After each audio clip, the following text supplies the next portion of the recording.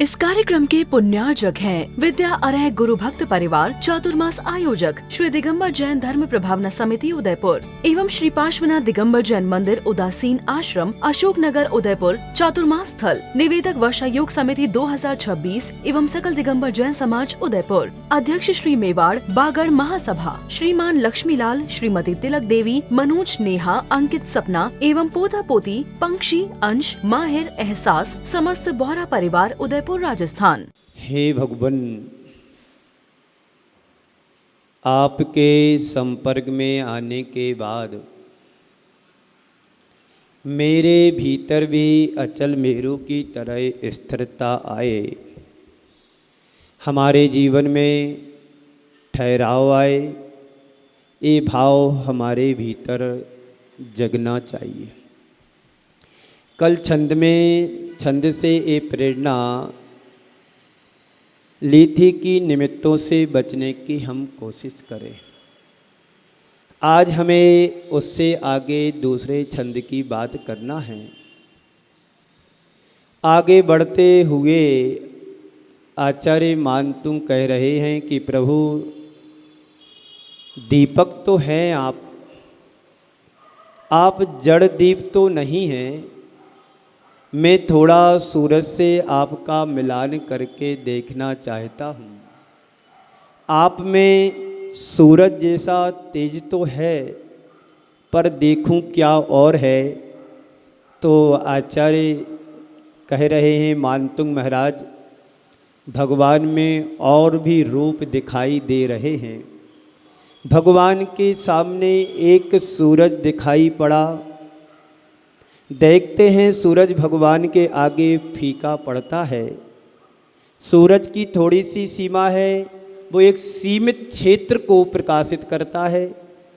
तो भगवान कैसे हैं और सूर्य का संबंध क्या है, हम अगले छंद में देखेंगे। उसके बाद समयानुसार व्याख्या आपके समक्ष होगी। पुस्तक निकालेंगे सभी जन, उस पुस्तक में देखेंगे। छंद नंबर कौन सा है? 17।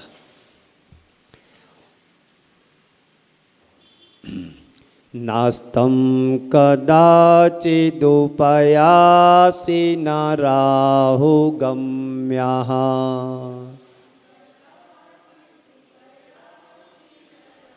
नास्तं कदाचिदुपयासि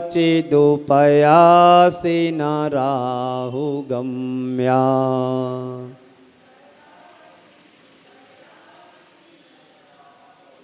स्पष्टीकरोसि सहसायुगपज्जगन्ति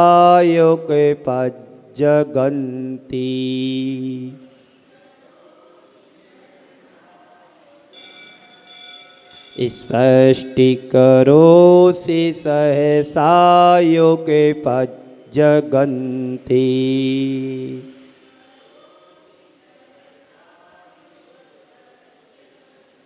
नाम्भोधरोदरे निरोधे महाप्रभावा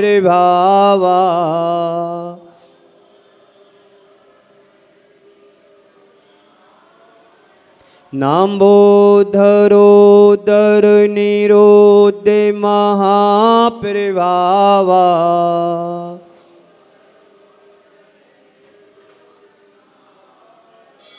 सूर्यातिशायी महिमासि मुनीन्द्रलोके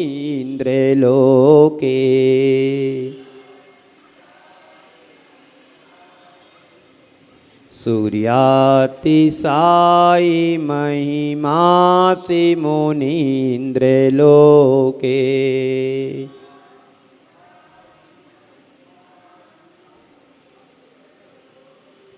हे भगवान, सूरज रोज उगता है। आप लोग देखते हो सूरज उगते हुए सूर्य को? बहुत कम लोग हैं जो उगते हुए सूर्य को देख पाते हैं, पर डूबते हुए सूर्य को तो ज़रूर देख लेते होंगे। हम रोज़ सूरज को उगते और डूबते हुए देखते हैं, लेकिन इस सूर्य को देखते हैं तो उगता है और अस्त भी होता है। जब कभी ग्रहण भी इसमें लग जाता है तो ये सूरज राहु से ग्रसित भी हो जाता है। ये सूरज प्रकाश फैलाता है, लेकिन एक सीमा तक। अभी यहाँ पर दिन हो रहा है तो अन्यत्र देशों में रात्रि भी हो रही होगी। कभी कभी जब सूरज के आगे बादल छा जाते हैं तो इसका प्रभाव भी मंद पड़ जाता है। भगवान आपके भीतर एक अलग सूरज मैं देख रहा हूँ। वो कैसा सूरज है? तो कह रहे हैं नास्तम कदाचित उपयासी, जो कभी अस्त होने वाला नहीं है, जो कभी अस्त नहीं होता है, सदा उदित रहता है। ना राहु गम्य, ना कभी राहु से ग्रसित होने वाला है। लोक में ऐसी मान्यता है कि राहु सूर्य को ग्रसित करता है, चंद्र ग्रहण भी लगता है और सूर्य ग्रहण भी लगता है। स्पष्ट करोसि सहसा युगपद जगंती, जगंती यानी तीनों लोकों को, युगपद यानी एक साथ, स्पष्ट करोसि सहसा एक साथ पूरी तरह से प्रकाश कर देता है, प्रकाशित करता है। और अंबोधर बादलों की उदर यानी ओट से जिसका प्रभाव निरुद्ध नहीं होता, यानी अवरुद्ध को प्राप्त नहीं होता है, ऐसा महाप्रभाव वाले हैं। हे मुनीन्द्र, हे भगवान, लोक में आपकी महिमा कैसी है? सूर्यातिशायी महा असी, सूर्य से भी अतिशायी यानी अतिशय श्रेष्ठ अधिक आपकी महिमा है। भगवान की महिमा क्या है? आप भगवान के चरणों में आते हैं तो किस भाव से भर करके आते हैं? कुछ हमारे बिगड़े काम बनेंगे, और बने या ना बने इसमें हमारी कोई गलती नहीं है, लेकिन हम इसलिए आते हैं कम से कम हमारे कर्मों का क्षय तो हो। जितनी देर हम भगवान की भक्ति करते हैं, प्रभु चरणों में रहते हैं, उतनी देर आरंभ सारंभ से रहित हो करके उतने क्षण संवर और निजरा तो हो ही जाता है। तो ऐसे हैं सूर्यातिशायी महिमा असी, सूर्य से भी अतिशयकारी श्रेष्ठ अधिक आपकी महिमा है। भगवान, इस सूर्य के आगे आपके अंदर जो सूर्य दिखता है, इसमें जमीन आसमान का अंतर दिखाई दे रहा है।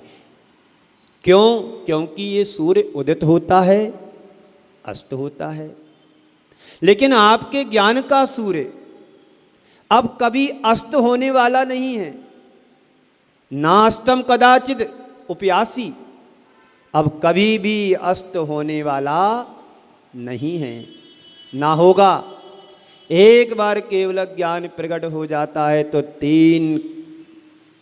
तीनों कालों में वो कभी, तीन काल में कभी नष्ट होने वाला नहीं है।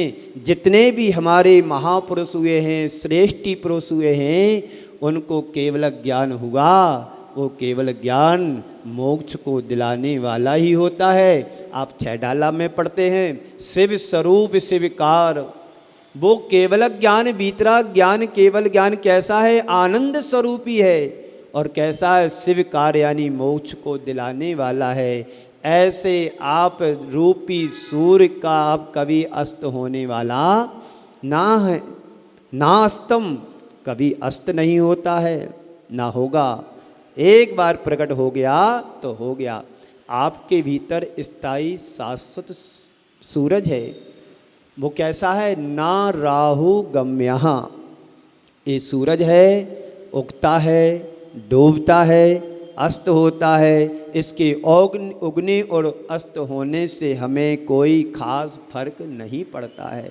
और राहु से ग्रसित होता है तो कह रहे हैं आपका ये सूर्य राहु से ग्रसित होने वाला भी नहीं है। समझिएगा क्या कह रहे हैं? भगवान का ये सूर्य कभी अस्त नहीं होगा। बाहर का सूर्य निकलता है, अस्ताचल की ओर चला जाता है, हमें ऐसा लगता है अब दिन अस्त हो गया है, यहाँ अंधेरा हो रहा है, कहीं उजाला हो रहा है, कहीं अंधेरा हो रहा है, कहीं फिर दूसरी जगह उजाला होता है।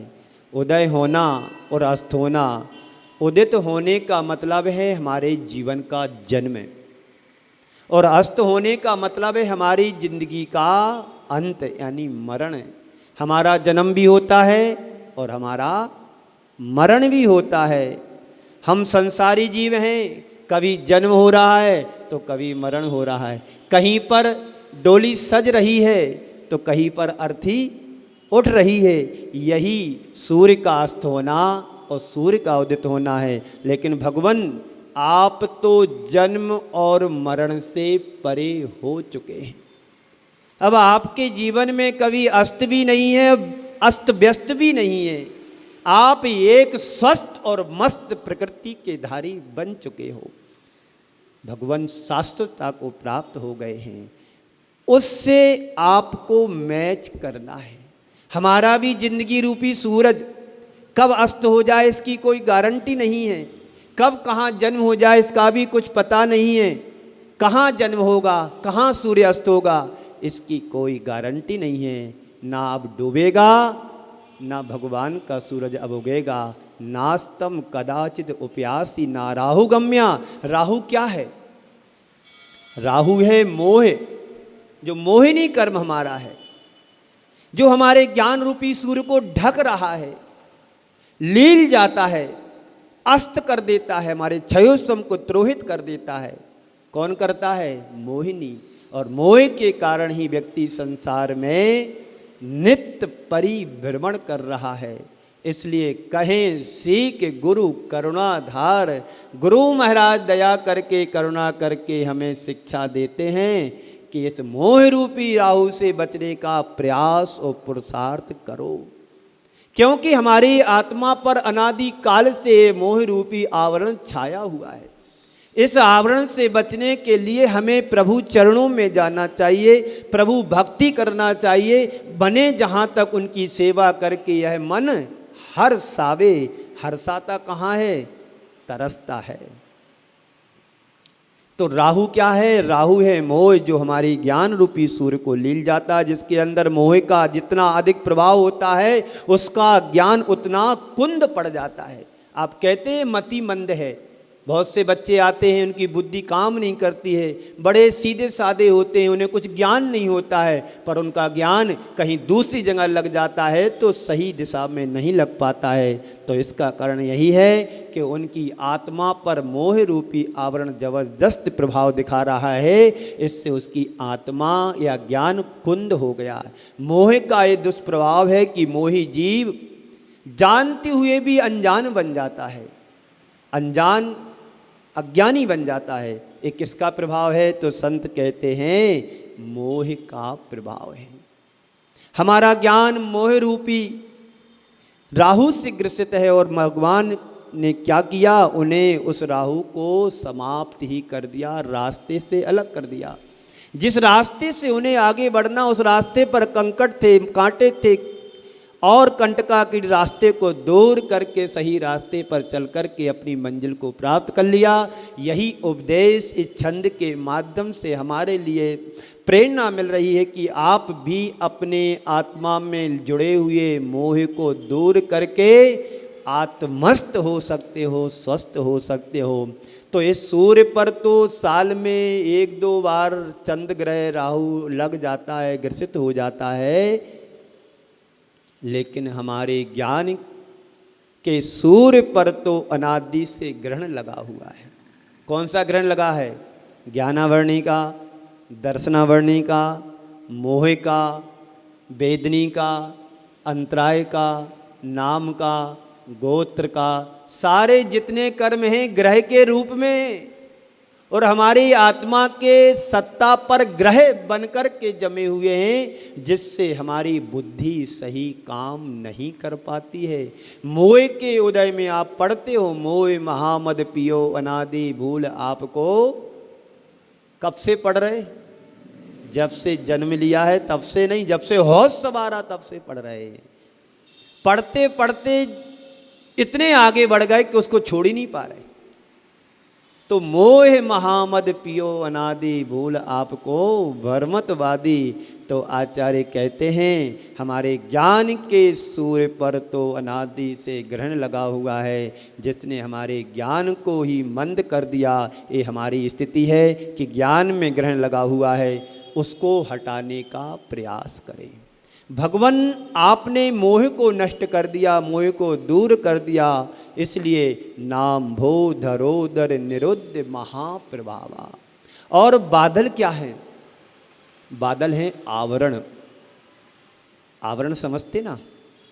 सूर्य के सामने बादल आ जाते हैं तो सूर्य की प्रभाव कैसा होता है? मंद पड़ जाता है, उसका प्रकाश धीमा हो जाता है।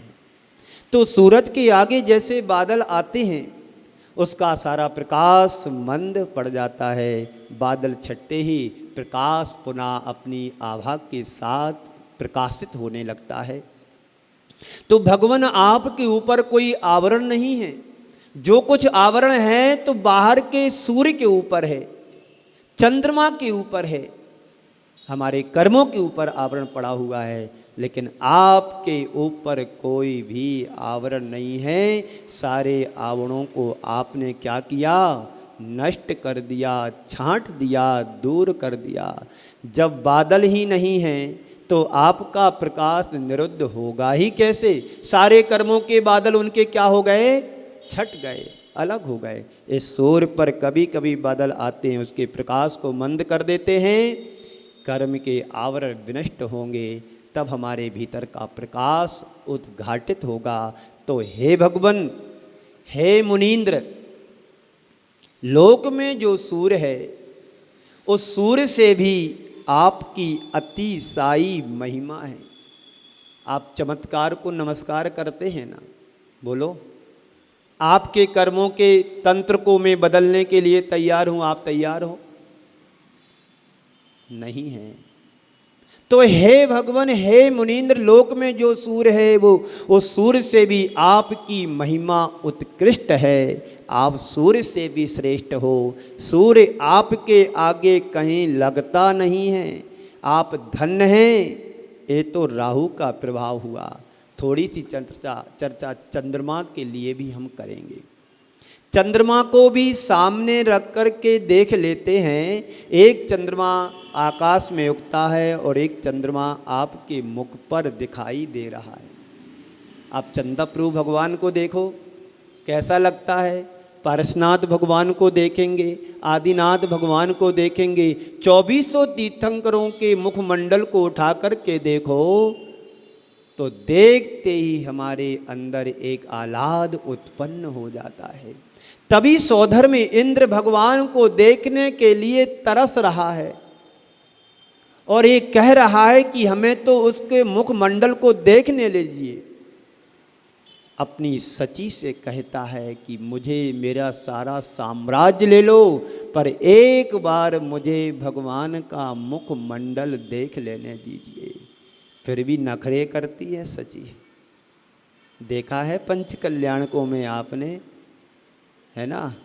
कितने नखरे करती, वो पंडित जी नखरे करवाते हैं। ऐसा हालांकि होता नहीं है, लिखा भी है, लेकिन आचार्य कहते हैं इतना अतिशयकारी आपका मंडल है, मुखमंडल है। आपके जन्म लेते ही तीनों लोकों में, नरकों में भी एक पल के लिए शांति छा जाती है।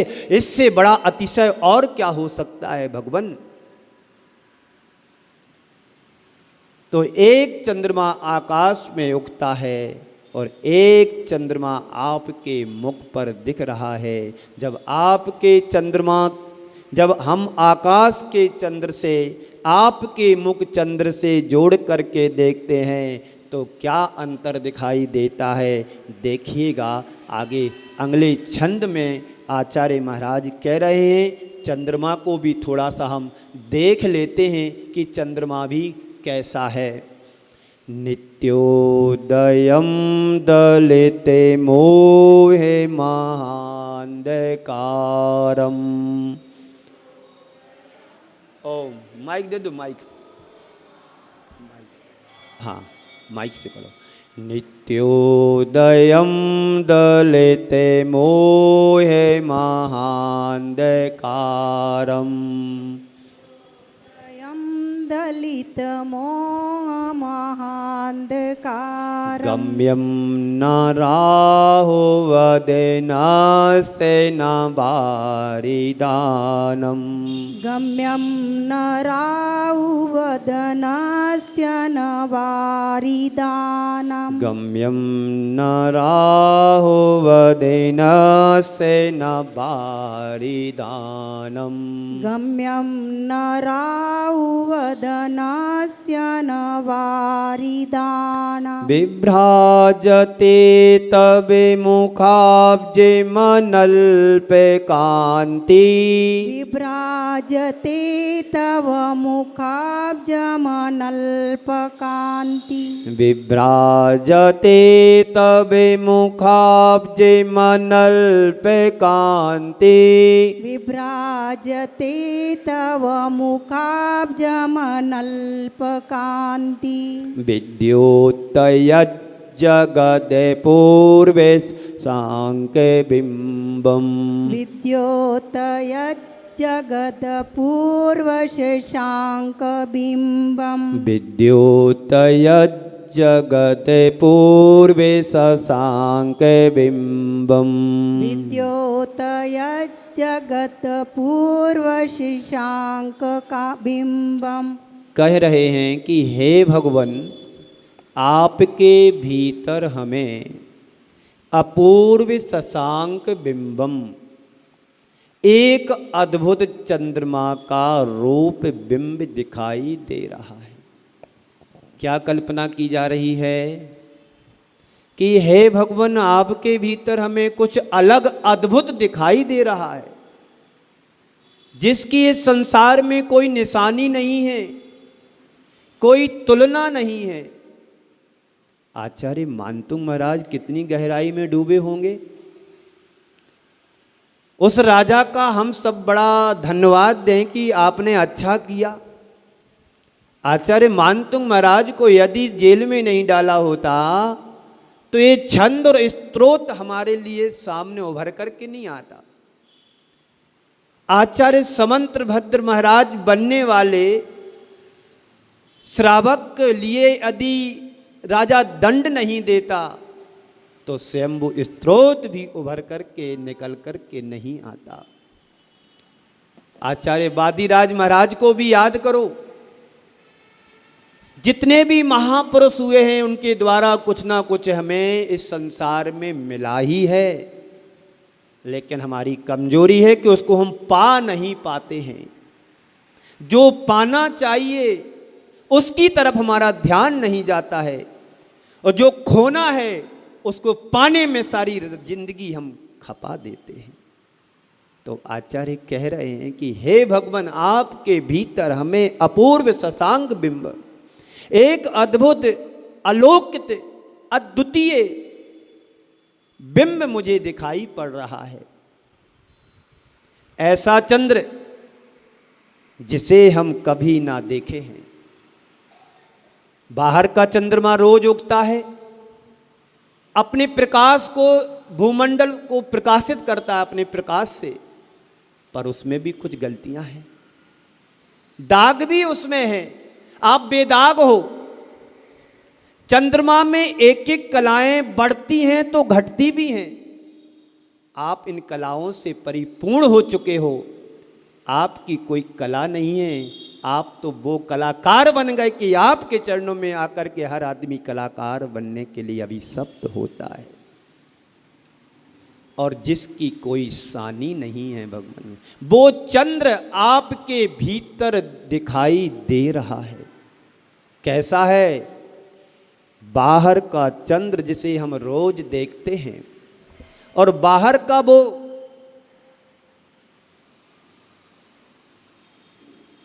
बाहर का ये चंद्रमा अंधेरा छाटता है, लेकिन कभी कभी इसमें ग्रहण भी लग जाता है, एकदम अंधेरा छा जाता है। उसकी कलाएं घटती हैं और बढ़ती भी हैं। बादलों की ओट में चला जाता है और उसकी कांति भी क्षीण होने लगती है, क्षीण हो जाती है। लेकिन आपके भीतर का जो चंद है वो अद्भुत है, अतुलनीय है, अनोखा है। कैसा है? नित्योदयम, नित्य ही उदित रहने वाला है, कभी अस्त होने वाला नहीं है।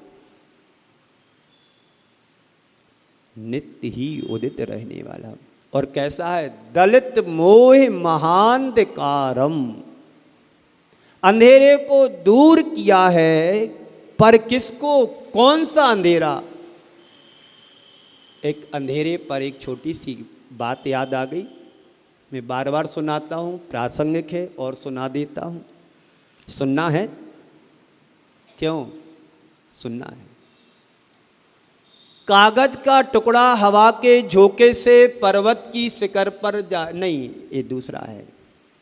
एक बार अंधेरे ने परमात्मा से शिकायत की कि भगवान आपका सूरज मुझे परेशान करता है, भगवान आपका सूरज मुझे परेशान करता है, मैं जैसे तैसे रात व्यतीत करता हूँ, थकान भी नहीं मिटा पाता हूँ और फिर ढमक पड़ता है तुम्हारा सूरज।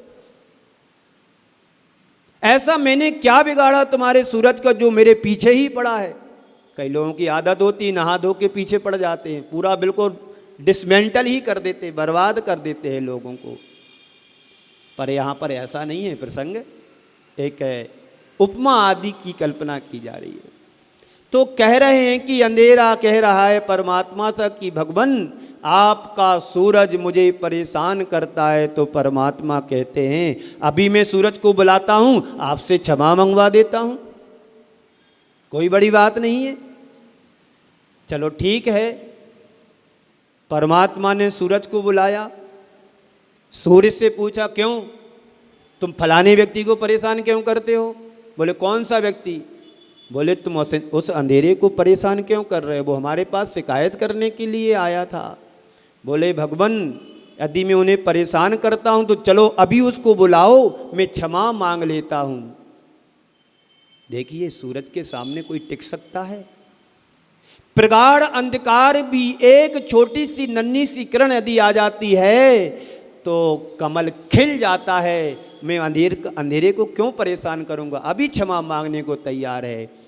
कहते हैं सूरज आज भी क्षमा मांगने को तैयार है। यही स्थिति हम सबके साथ होती है। जो गलती करता है वो कभी सामने आने को तैयार नहीं होता है, और जो गलती नहीं करता है वो तो आज भी बिंदास घूम रहा है। आप लोग व्यापार करते हैं, नंबर 1 का धन कहीं पर भी लेके घूमो, कोई चोरी नहीं लगेगा, कोई पकड़ेगा नहीं। और नंबर 2 का व्यापार करने वाला रात दिन चूहा भी आएगा तो डर जाओ कि कहीं कोई आ तो नहीं रहा है।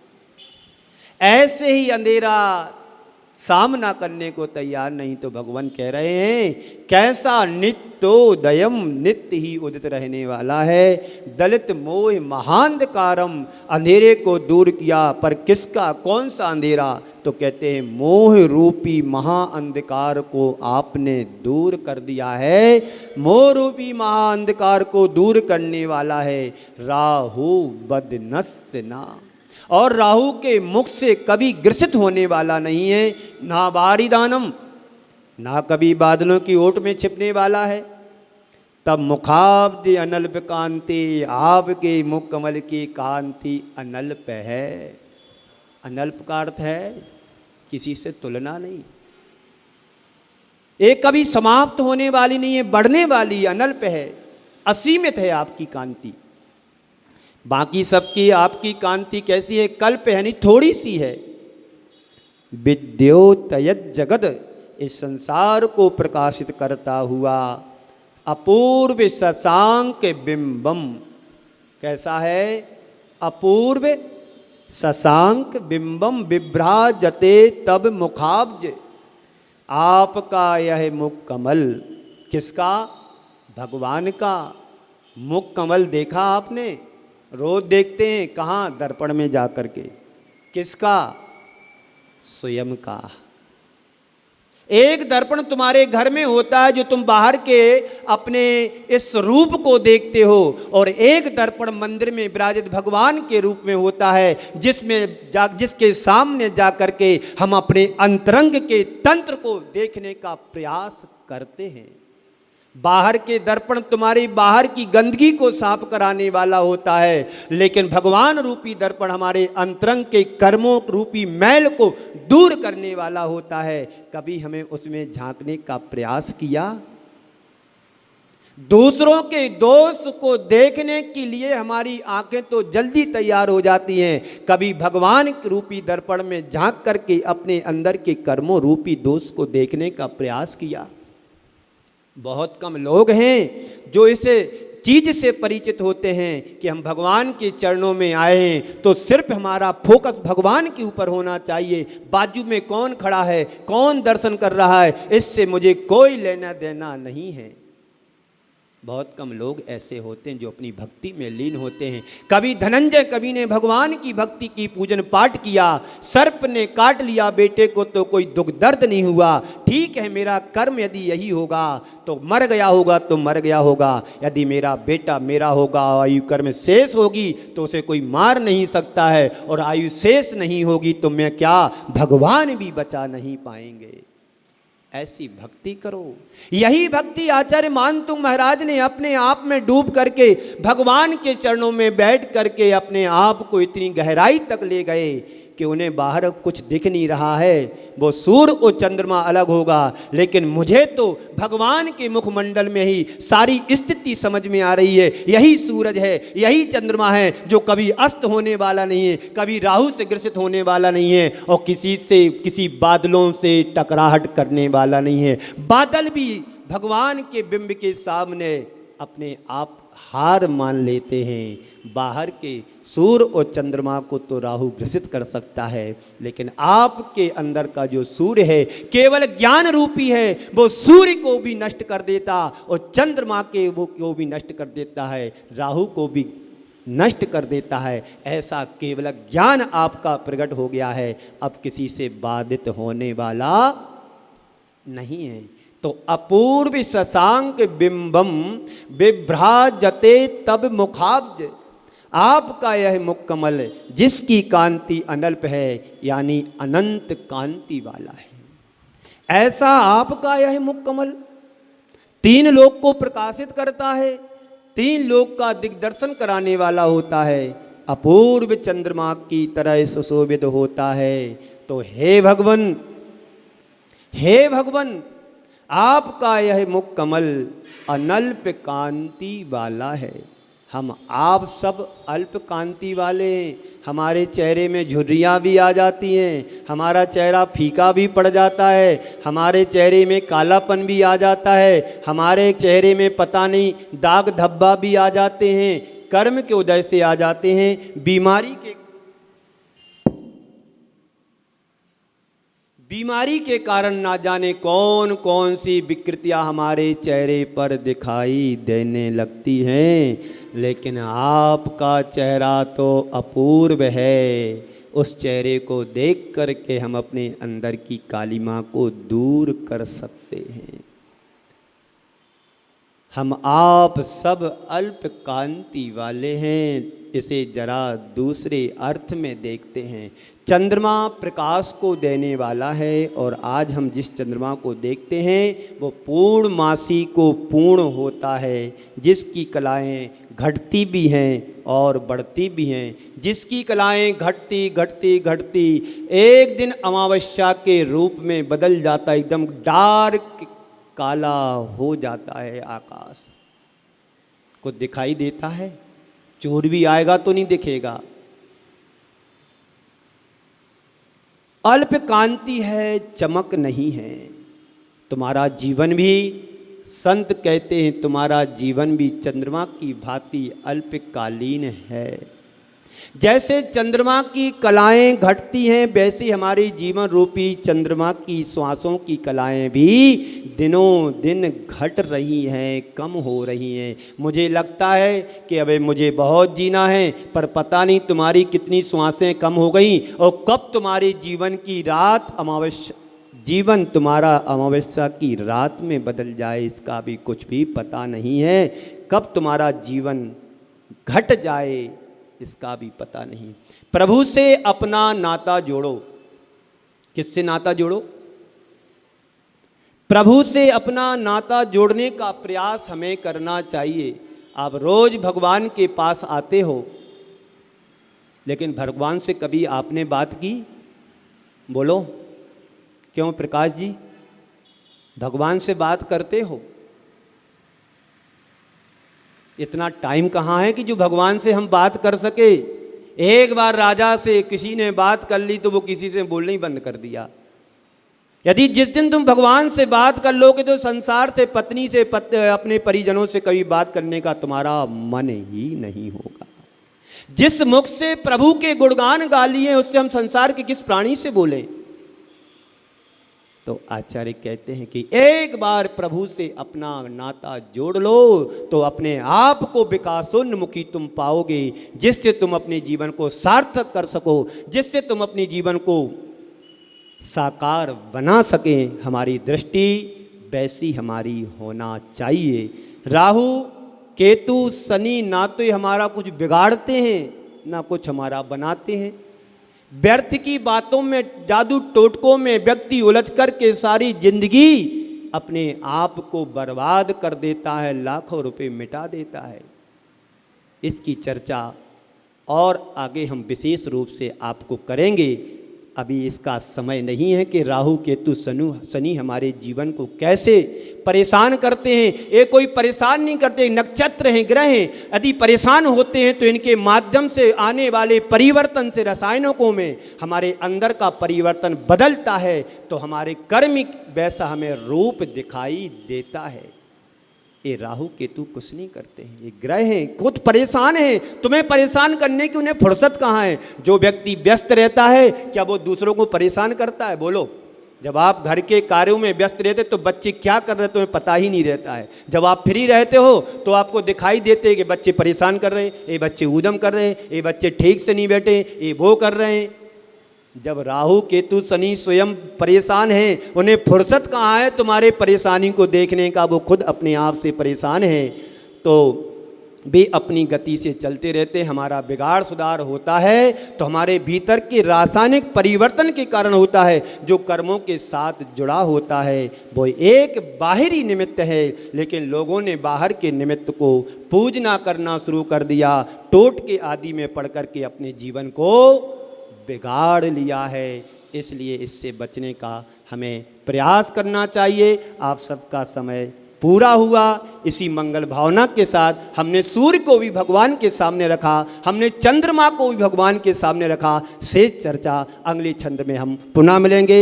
इसी मंगल भावना के साथ पूज्य गुरुदेव के चरणों में नमन अर्पित करता हुआ मैं अपनी वाणी को यहीं पर विराम देता हूँ। बोलिए परम पूज्य आचार्य मानतुंग महाराज की, परम पूज्य आचार्य गुरुवर श्री विद्यासागर जी। इस कार्यक्रम के पुण्यार्जक थे विद्या अरह गुरु भक्त परिवार चातुर्मास आयोजक श्री दिगंबर जैन धर्म प्रभावना समिति उदयपुर एवं श्री पार्श्वनाथ दिगंबर जैन मंदिर उदासीन आश्रम अशोक नगर उदयपुर चातुर्मास स्थल निवेदक वर्षा योग समिति 2026 एवं सकल दिगंबर जैन समाज उदयपुर। अध्यक्ष श्री मेवाड़ बागड़ महासभा श्रीमान लक्ष्मीलाल, श्रीमती तिलक देवी, मनोज, नेहा, अंकित, सपना एवं पोता पोती, पंक्षी, अंश, माहिर, एहसास, समस्त बोहरा परिवार उदयपुर राजस्थान।